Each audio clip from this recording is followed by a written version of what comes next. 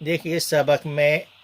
ہم کو اس بات کی مشق کرنا ہے کہ حرف مد کو کھینچ کر پڑھا جاتا ہے۔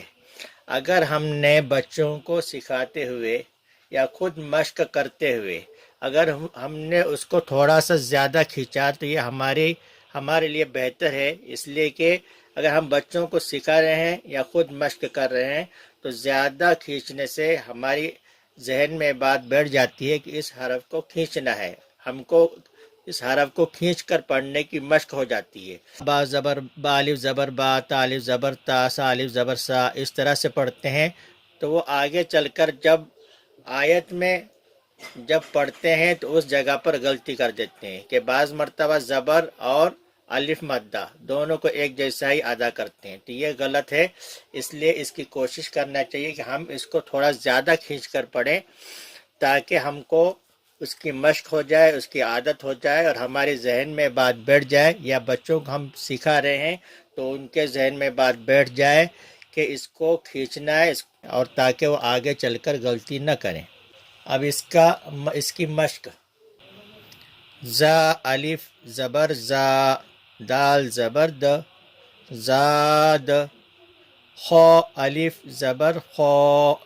فا زبر ف، خوف، تا الف زبر تا، با زبر ب،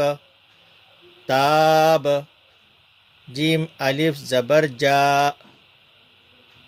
ہا زبر ہ، جاہ، دال زبر د، جاہد، حا الف زبر حا، سین زبر س، حاس، با زبر ب، حاسب، جیم پیش جو، نون الف زبر نا، جنا، حا پیش ہو، جناح، شین الف زبر شا، را زبر ر،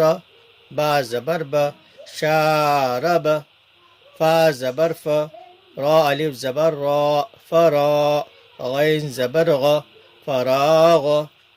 خا الف زبر خا، دال زبر د، خاد، عین زبر ع، خادع، قاف الف زبر قا، تا زبر ت، قات،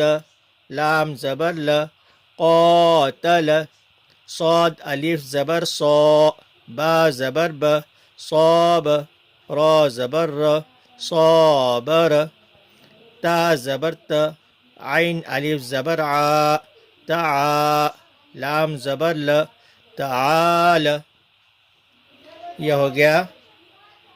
الف مد